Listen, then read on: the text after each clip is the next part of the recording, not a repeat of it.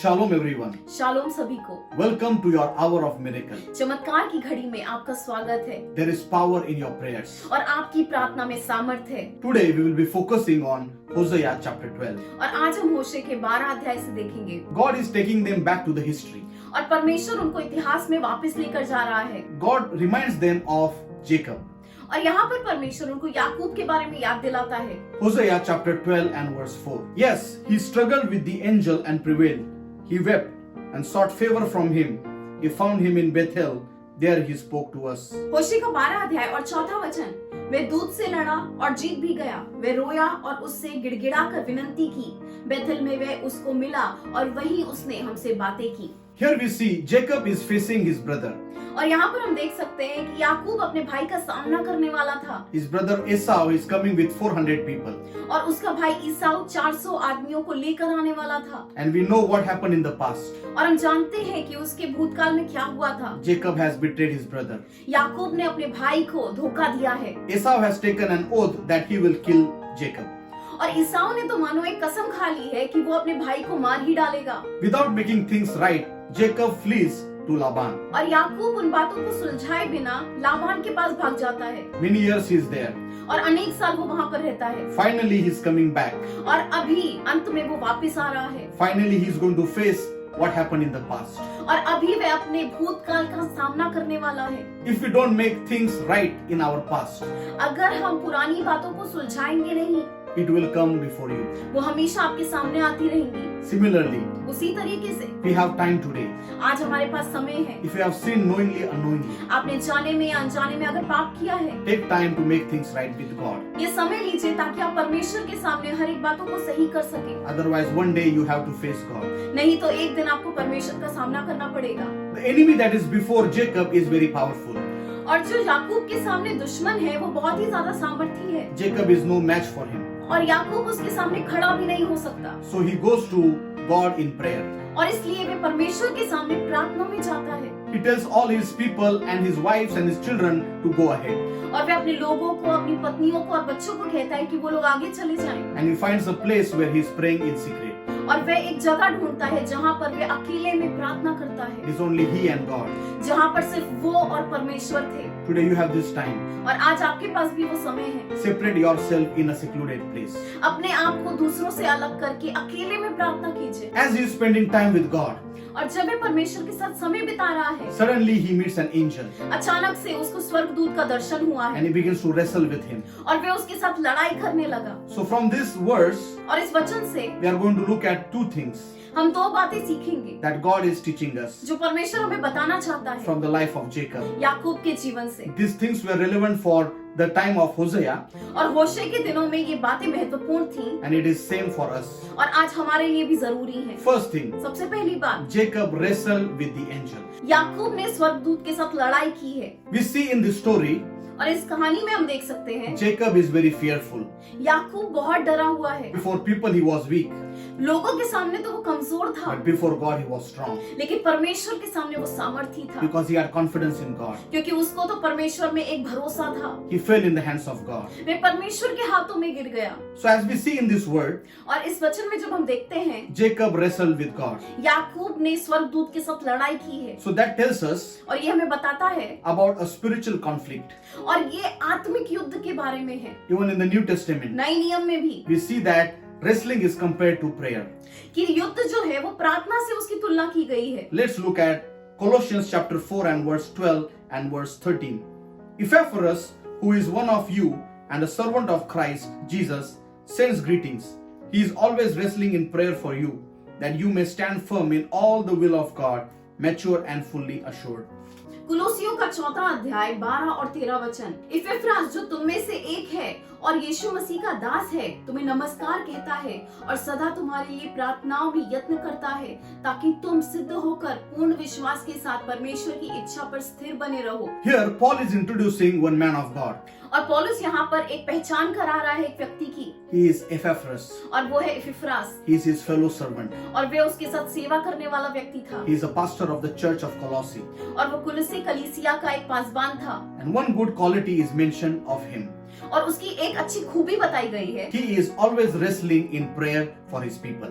कि वह हमेशा प्रार्थना में यत्न करता रहता है, प्रार्थना में युद्ध करता रहता है। He's praying in such a way that he wants some result to be achieved. और वे ऐसे प्रार्थना कर रहा है ताकि प्रार्थना खत्म होने के बाद वे कुछ परिणाम को देख सके। Many times we pray, हम अनेक बार प्रार्थना करते हैं, but we are not looking for results लेकिन हम परिणाम की अपेक्षा नहीं करते। because we lack faith. क्यों? क्योंकि हमारे अंदर विश्वास नहीं होता। When we pray, we need to believe that whatever we are praying, we will receive. और जब हम प्रार्थना करते हैं तो हमें ऐसा विश्वास होना चाहिए कि जो भी हम प्रार्थना कर रहे हैं हम उसका परिणाम को देख पाएंगे। So in the midst of these difficulties and persecution, और इस सताव और परेशानियों के बीच में he began to wrestle in prayer. वे प्रार्थना में लड़ाई करने लगा। As we also face many challenges today, और आज हम जब अनेक चुनौतियों का सामना कर रहे हैं, oh, we can wrestle in prayer. और हम भी आज प्रार्थना में लड़ाई कर सकते हैं। Jacob wrestled in prayer और याकूब प्रार्थना में लड़ाई कर रहा and he था received the blessing from God. और उसने परमेश्वर से आशीर्वाद को पाया है। We too can receive the blessing from God. और आज हम भी परमेश्वर से वो आशीर्वाद को पा सकते हैं। Epaphras was a pastor and he was praying for his flock. और इपफ्रास एक कलीसिया का पासबान था और वे अपनी कलीसिया के लिए प्रार्थना कर रहा था। Today you are the priest of your home और आज आप अपने घर के एक याजक हैं and you need to intercede and pray. और आज आपको अपने परिवार के लिए मध्यस्थी करनी है, प्रार्थना करनी है। And when you do that, God will protect you from all harm and danger. और जब आप ऐसा करेंगे तब परमेश्वर आपके परिवार का संरक्षण करेगा, सुरक्षा करेगा। Ephesians chapter 6 and verse 12 tells us that we are wrestling. और इफिस के 6 अध्याय और 12 वचन में लिखा है कि हम भी एक लड़ाई में हैं। This wrestling is not with flesh and blood. और ये जो युद्ध है वो रक्त और मांस के साथ नहीं है, It is with an unseen enemy. वो तो अदृश्य ऐसे दुश्मन के साथ है It is against evil spirits. और ये तो ऐसी दुरात्माओं के विरुद्ध है। So as we are battling this disease और आज जब हम इस बीमारी से संघर्ष कर रहे हैं that is before this whole world, जो इस पूरे जगत के सामने आकर खड़ी हुई है, it is an unseen enemy और ये तो अदृश्य एक दुश्मन के समान है। and we need to wrestle in prayer. और आज हमें प्रार्थना करनी है, लड़ाई करनी है। And for this wrestling, God has given us some weapons. और आज इस प्रार्थना को करने के लिए, लड़ाई को करने के लिए परमेश्वर ने हमें हथियार दिए हैं They are mighty through God और वो परमेश्वर के द्वारा सामर्थी है in pulling down of all strongholds. ताकि वो सारी ऊंचाई की बातों को नीचाई पर ला सके। When we see a wrestling match, और जब भी हम कोई लड़ाई देखते हैं then the wrestlers are using their hands and their feet. और लड़ाई करने वाले अपने हाथों और पैरों का इस्तेमाल करते हैं, So as a spiritual warfare, और एक आत्मिक तरीके की लड़ाई में we need to use our hands and our feet हमें भी अपने हाथों और पैरों का इस्तेमाल करना in है order to win this spiritual battle. ताकि हम इस आत्मिक लड़ाई को जीत सके। What should we have in our hands to fight? और आज हमारे हाथों में क्या होना चाहिए लड़ाई करने के लिए? In the context of this chapter, और इस पुस्तक के संदर्भ में we see that we need to have a shield of faith. हमारे हाथों में विश्वास की ढाल होनी चाहिए During this time, we need faith. और इस समय में हमें विश्वास होना जरूरी है। Secondly, दूसरी बात, we take the sword of the Spirit, which is the word of God. हमें आत्मा की तलवार लेनी है जो परमेश्वर का वचन है। Also, you can lift up your hands and praise God. और आप अपने हाथों को उठा सकते हैं और परमेश्वर की स्तुति कर सकते हैं। So we use our hands in this warfare. और हमें इस लड़ाई में अपने हाथों का इस्तेमाल करना है We need to use our feet as well. और हमें अपने पैरों का भी इस्तेमाल करना है। And cover your feet with the gospel of peace. और हमारे पैरों को तो सुसमाचार सुनाने की तैयारी में होना है। So let your foundation be the good news. और आज आपकी बुनियाद परमेश्वर का वचन होने पाए। So use your hands and your feet in this spiritual warfare. और अपने हाथों को और पैरों का इस्तेमाल कीजिए इस आत्मिक युद्ध में। We see an example of a man of God. और हम एक परमेश्वर के दास का उदाहरण देख सकते हैं। Oh, his name was John Hyde. उसका नाम था John hide He was nicknamed as Praying Hyde और उसको प्रार्थनाशील हाइड भी कहा जाता था because he used to spend hours and hours in time of prayer. क्योंकि वो घंटों घंटों बिताते थे प्रार्थना करने के लिए। Many people saw him wrestling in prayer, और अनेक लोगों ने उन्हें देखा कि वे प्रार्थना में युद्ध करते थे and because of his prayers, और उनकी प्रार्थना के कारण there was a mighty revival in North India. और हम देख सकते हैं उत्तर भारत में एक महान बेदारी आई है। Even today we see there is mighty revival in that part of area. और आज हम देख सकते हैं उस भाग में एक महान बेदारी आज तक है। One of his famous prayer was, "Oh God, give me souls or I die." और उनकी एक विशेष प्रार्थना थी कि परमेश्वर तू मुझे आत्माएं दे, नहीं तो मुझे मार डाल। And God answered his prayer, और परमेश्वर ने उनकी प्रार्थना का उत्तर दिया है and there was a revival. और एक महान बेदारी आई है। Brothers and sisters, there were people who wrestled in prayer.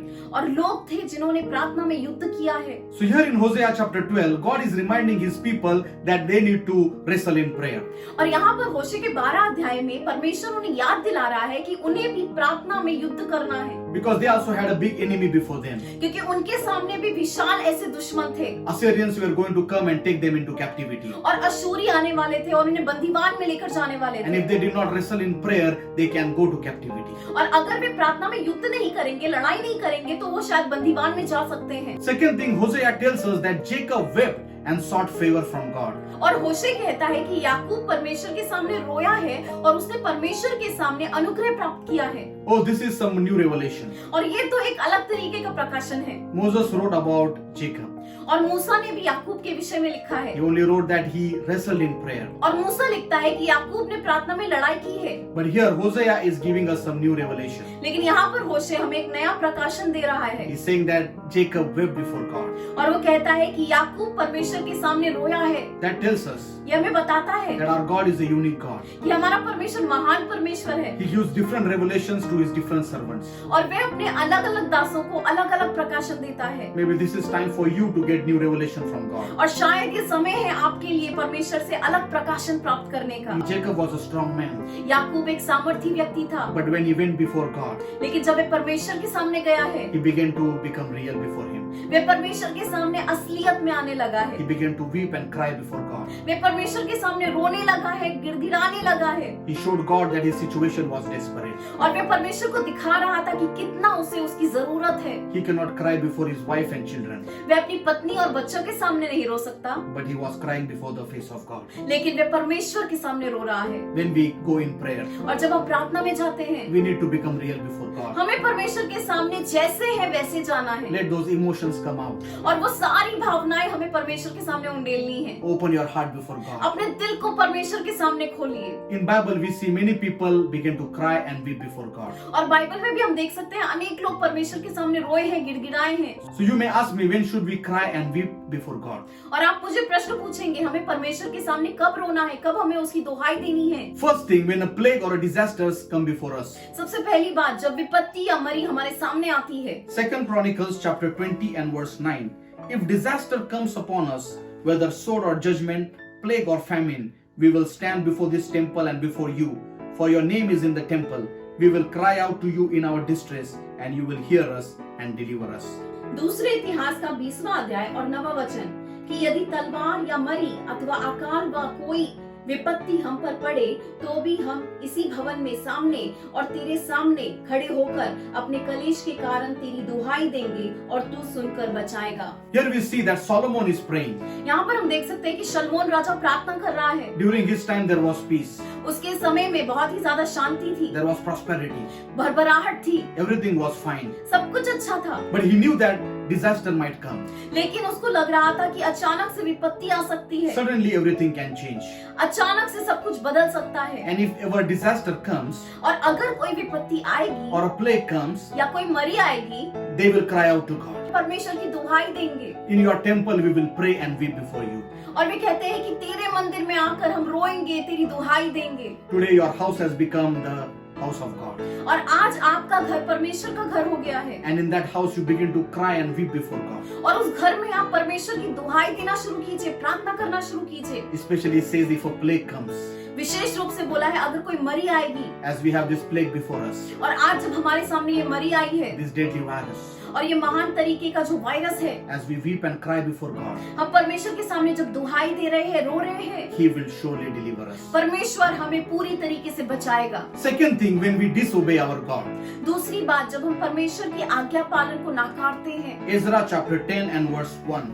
Now while Ezra was praying and while he was confessing, weeping and bowing down before the house of God, a very large assembly of men, women and children gathered to him from Israel.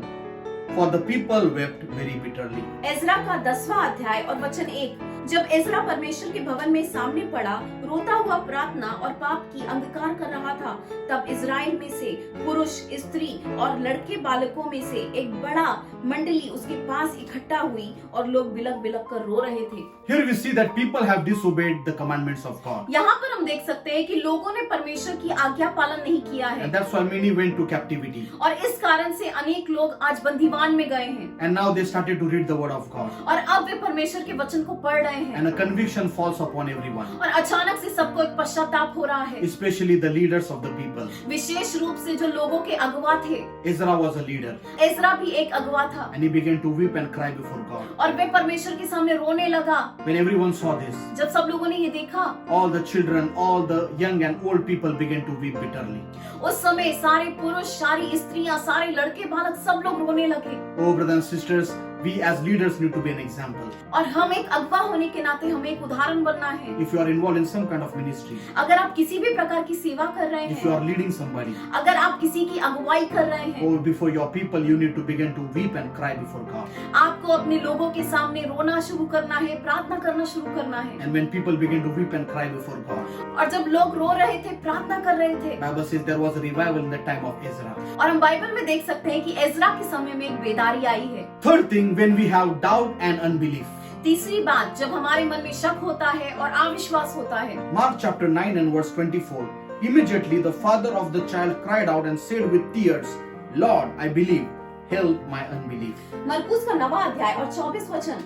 बालक के पिता ने तुरंत गिड़गिड़ा कर कहा, हे प्रभु, मैं विश्वास करता हूँ, मेरे अविश्वास का उपाय कर। Here we see a father who is desperate for his child. यहाँ पर हम देख सकते हैं एक पिता जो अपने बेटे के बारे में बहुत व्याकुल है। His child is demon possessed उसके बेटे को दुष्ट आत्मा ने तंग किया है and he was going through many things. और वे बहुत सारी बातों से गुजर रहा था। He tried to be strong वे मजबूत बनने की कोशिश कर रहा है, because to handle this kind of boy you need to be strong. क्योंकि एक ऐसे लड़के को संभालने के लिए सच में एक सामर्थी व्यक्ति होना जरूरी है। Finally this man comes to Jesus. और अंत में ये पिता यीशु के पास आता है And when he comes before Jesus और जब ये यीशु के सामने आता है and he realizes that he doesn't have faith, और उसको ऐसा लगता है कि मेरे अंदर तो विश्वास ही नहीं है he is doubting, और वो शक कर रहा है, he began to cry before Jesus. वे यीशु के सामने रोने लगता है He began to be real before Jesus. और वे यीशु के सामने जैसा था वैसा ही आता है All that pain and frustration begins to come in the form of tears. और वो सारा शक और वो सारा गुस्सा उसका जो होता है वो रोने के रूप में परमेश्वर के सामने आता है। Oh, when you go to Jesus, आप जब यीशु के पास जाते हैं, outside you might be different person,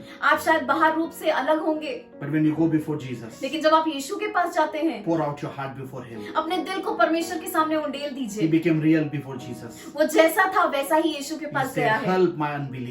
वो कहता है, परमेश्वर मेरे अविश्वास में कुछ तो उपाय निकाल। Today if you are praying, अगर आज आप प्रार्थना कर रहे हैं, cry out to God. परमेश्वर के सामने रोइए, God, remove this unbelief. परमेश्वर इस शक को मेरे जीवन से निकाल दे। And we see the result was amazing. और हम देख सकते हैं इसका परिणाम बहुत सुंदर है। Jesus delivered his boy. यीशु ने उस बच्चे को मुक्त किया है Surely Jesus will deliver you. और हाँ, यीशु आपको भी मुक्त करेगा। Today if you are crying for your children, अगर आज आप अपने बच्चों के लिए रो रहे हैं, maybe some of your children are addicted. शायद आपके बच्चे आज नशे की आदत में फंसे हुए They हैं are involved in wrong things. और वो गलत बातें कर रहे हैं, Just cry out to Jesus सिर्फ यीशु के सामने रोइए and He will deliver your children. और वह आपके बच्चों को छुटकारा दिलाएगा। Let me tell you, mother and father, माता पिता, मैं आज आपको बताना चाहता हूँ, there is hope for your children. आपके बच्चों के लिए एक आशा है। I speak deliverance in the name of Jesus. आज मैं यीशु मसीह के नाम में एक छुटकारा बोलता हूँ। Son, daughter, be delivered now in Jesus' name. वो लड़का वो लड़की आज यीशु के नाम में छुटकारा पाने पाए। Fourth thing, when you are sick and when there is no hope. चौथी बात, जब आप बीमार हैं और आपके लिए कोई आशा नहीं है। 2 Kings chapter 20 verse 2 and 3. Then he turned his face towards the wall and prayed to the Lord saying, Remember now, O Lord, I pray, how I walk before you in truth and with a loyal heart, and have done what is good in your sight. And Hezekiah wept bitterly. दूसरी राजा 20वां अध्याय 2 और 3 वचन। तब उसने भीत की ओर मुंह फेर यहोवा से प्रार्थना करके कहा, हे यहोवा, मैं विनंती करता हूँ, स्मरण कर कि मैं सच्चाई और खरे मन से अपने को तेरे सम्मुख जानकर चलता आया हूँ और जो तुझे अच्छा लगता है वही करता आया हूँ। तब हिजकिय्याह बिलक बिलक कर रोया। So here we see that the news came that he is going to die. और यहाँ पर हम देख सकते हैं, खबर आई है कि वो जल्दी ही मरने वाला है And surely he was going to die.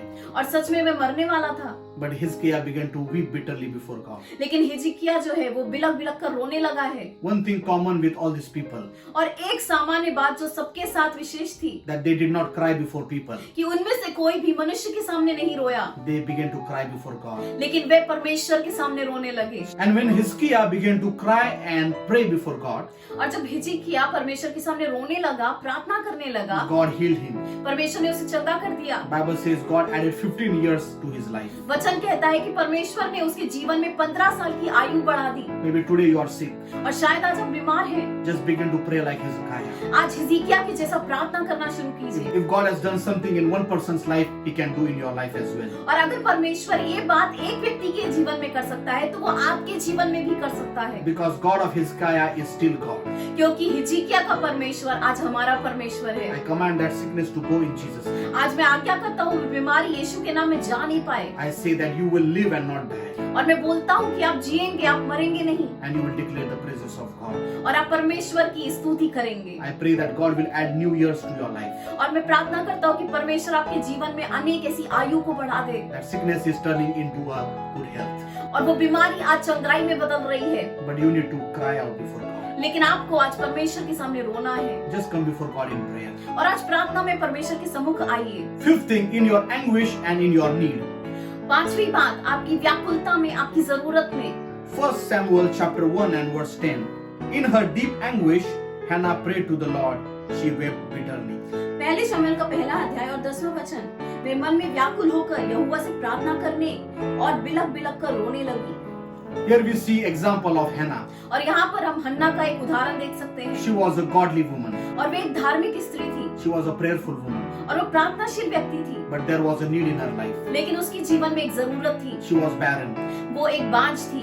And when she came before God, और वे जब परमेश्वर के सामने आई है, she began to weep bitterly. वे बहुत ही ज्यादा बिलक बिलक कर रोने लगी, Whatever pain she had in her heart, और जो भी दर्द उसके दिल में था, she began to weep before God. वे परमेश्वर के सामने रोने लगी, And God took her notice. और परमेश्वर ने उसके ऊपर गौर किया And है, God removed her barrenness. और परमेश्वर ने उसका बांझपन निकाल दिया And है, God blessed her with a son. और परमेश्वर ने उसको एक लड़के के साथ आशीर्वादित किया है, He became a mighty prophet in the nation of Israel. और वो इज़राइल का एक महान भविष्यवक्ता बन गया, God used him to anoint kings. और परमेश्वर ने उसका राजाओं को अभिषिक्त करने के लिए इस्तेमाल किया है। Today, if you are barren, और अगर आज आप बांझ हैं, begin to cry out to God आज परमेश्वर के सामने रोना शुरू and कीजिए, rebuke that spirit of barrenness. और आज मैं वो बांझ की आत्मा को धमकाता हूँ, You will be fruitful, आप फल देंगे, and God will be glorified through your और life. परमेश्वर आपके जीवन से महिमा पाएगा। Sixth thing, whenever you hear a bad news. छठी बात, जब आप बुरी खबर सुनते हैं। Nehemiah chapter 1 and verse 4. When I heard these words, I sat down and I wept. I mourned for days, fasting and praying before the God of heaven. Nehemiah का पहला अध्याय और 4वां वचन, ये बातें सुनते ही मैं बैठकर रोने लगा और कितने दिन तक विलाप करता और स्वर्ग के परमेश्वर के सामने उपवास करता और ये कहकर प्रार्थना करता रहा। Here we see Nehemiah received a bad report यहाँ पर हम देख सकते हैं कि नेहमिया को एक बुरी खबर मिली है that the walls of Jerusalem are broken. कि यरूशलेम की दीवारें गिर गई हैं। He was so far away from Jerusalem. वे यरूशलेम से काफी दूर था, He could not do anything, वे कुछ कर नहीं सकता था, but he knew that he can pray and fast. लेकिन उसको एक पता था कि वे प्रार्थना कर सकता है। When he heard that bad report, और जब उसने इस बुरी खबर को सुना है, he began to weep before way God, परमेश्वर के सामने रोने लगा है, along with fasting and praying. उपवास और प्रार्थना के साथ। And after that, और उसके बाद the king took notice, राजा ने उस बात को गौर किया है, and God gave him favor before that king, और राजा ने उसको अपने सामने अनुग्रह दिखाया है, and God made him a governor. और परमेश्वर ने उसको एक अच्छा सा पद दिया है। If a pagan king took a notice of Nehemiah, अगर एक अविश्वासी राजा नेहमिया की प्रार्थना की तरफ गौर कर सकता है, when he began to weep and pray, जब वे प्रार्थना करने लगा, रोने लगा, in the same manner, when you begin to cry out to God, और उसी तरीके से जब आप भी रोना शुरू करेंगे, that God will take notice of you. परमेश्वर आपकी तरफ गौर करेगा, Our King Jesus will take notice of you. हमारा राजा यीशु आपकी तरफ गौर करेगा। So we saw from the Bible examples और हमने बाइबल से अनेक उदाहरण देखे हैं that these people cried out to God, कि ये सारे लोग परमेश्वर के सामने दुहाई दे रहे and we थे, saw the results और हमने उनके परिणाम देखे हैं that they received mighty miracles. कि उनके जीवन में महान चमत्कार हुए हैं। So Hosea is telling through the life of Jacob that we need to weep before God. और होशे याकूब के जीवन से बता रहा है कि हमें परमेश्वर के सामने रोना है। He's reminding his people वे अपने लोगों को याद दिला रहा है that just like our patriarch Jacob, we need to cry out to God. कि जैसे हमारे बाप दादा याकूब ने रोया था, वैसे हमें भी रोना है। There is a mighty power when we pray. और जब हम प्रार्थना करते हैं तब अनेक सामर्थी कार्य होते हैं। We see in the history a man of prayer. और हम इतिहास में एक व्यक्ति के बारे में देख सकते हैं जो प्रार्थनाशील व्यक्ति था, He was none other than John Knox. और उसका नाम था John Knox, He was a mighty prayer warrior. और वे एक प्रार्थना का योद्धा था। Because of his prayer, there was a revival in Scotland. उसकी प्रार्थना की वजह से स्कॉटलैंड में एक बेदारी आई है। He also used a famous prayer, God give me Scotland or I will die. और उसकी एक प्रार्थना थी कि परमेश्वर मुझे स्कॉटलैंड दे, नहीं तो मुझे मार डाल। And God answered that prayer. और परमेश्वर ने उस प्रार्थना का उत्तर दिया है। Many times John Knox wrestled in prayer. और अनेक बार जॉन नॉक्स प्रार्थना में लड़ाई करते थे and it shook the nation. और उसकी वजह से राष्ट्र हिल गए हैं। The Queen of Scotland, Mary, said these things. और स्कॉटलैंड की रानी मेरी ने ऐसा कहा, I fear John Knox's prayers more than all the assembled armies of Europe. और वो कहने लगी कि यूरोप की सारी सेनाएं इकट्ठी हो जाएं, वो सारी सेनाओं से ज्यादा मुझे जॉन नॉक्स की प्रार्थना से डर लगता है। Such was his intensity of prayer. और ऐसी सामर्थ्य वो प्रार्थना करता था। Just like these examples, they were fearful. और इन उदाहरणों में हम देख सकते हैं ये सभी लोग डरे हुए थे। They had unbelief. उनके जीवन में अविश्वास था। They were worried about their future. उनको अपने भविष्य के बारे में डर लग रहा था। They began to weep and cry to God. लेकिन उन्होंने परमेश्वर के सामने जाकर उसकी दुहाई मांगी है, उसके सामने रोना शुरू किया And they है received the answers to their prayers. और उनको उनकी प्रार्थनाओं का उत्तर मिला है। There were mighty miracles. उसके बाद महान चमत्कार हुए हैं Same thing is going to happen in your life. और आज वैसा ही आपके जीवन में होगा। When you cry out to God, जब आप रोना शुरू करेंगे you will receive a tremendous peace. उस समय आपको एक महान तरीके का शांति प्राप्त होने वाली है। God bless you. परमेश्वर आपको आशीर्वादित करे। Let's pray. प्रार्थना करेंगे। Heavenly Father, in the name of Jesus, स्वर्गीय पिता यीशु मसीह के नाम में through the life of Jacob, आज याकूब के जीवन से we saw that he wrestled in prayer. हमने देखा कि उसने प्रार्थना में लड़ाई की है He cried out to God, और उसने परमेश्वर के सामने रोया है and God gave him favor. और परमेश्वर ने उसे अनुग्रह दिया The है enemy that came against him, और दुश्मन जो उसके विरुद्ध आए थे it could not touch him. वो उसको छू भी नहीं पाए There was peace between his brother. और उसके भाई के बीच में शांति प्रस्थापित हुई है। As we are facing this mighty enemy before us, आज जब हमारे सामने ये दुश्मन खड़ा हुआ है as we spend time in prayer, और जब हम प्रार्थना में समय बिता रहे हैं and as we agonize in prayer, और जब हम इस प्रार्थना में यत्न कर रहे हैं, oh, we cry out to you, God. परमेश्वर हम आपके सामने रोते हैं We confess our sins. और आज हम अपने पापों को कबूल करते We हैं। humble ourselves before you, हम अपने आप को आपके सामने नम्र करते हैं and we cry out to you. और आज हम परमेश्वर आपकी दुहाई करते हैं। Just as revival came in the days of Ezra, जैसे एजरा के समय में एक बेदारी आई थी, there will be revival in our lives. ओ पिता आज हमारे समय में भी एक बेदारी आने I पाए। firmly believe that you will revive your people. आज आप लोगों के जीवन में एक बेदारी लाने वाले हैं। If anybody is sick today, आज अगर कोई बीमार है, let your healing power flow in their body. आज आपकी चंगाई का स्पर्श उन्हें होने Be पाए। healed in Jesus' name. यीशु के नाम में चंगे हो जाएं। Or if anybody is barren today, और अगर आज कोई बांझ है, I rebuke that spirit of barrenness. आज मैं बांझ की आत्मा को धमकाता हूँ। Be fruitful in Jesus' name. यीशु के नाम में फलदायी हो जाओ। God, you are going to bless them with children. परमेश्वर धन्यवाद कि आप उनको बच्चों से आशीर्वादित करने वाले Let your हैं। name be glorified and magnified. आपके नाम को महिमा और गौरव मिलने पाए। In Jesus' name we pray. यीशु मसीह के नाम में हम प्रार्थना करते हैं। Amen. आमीन।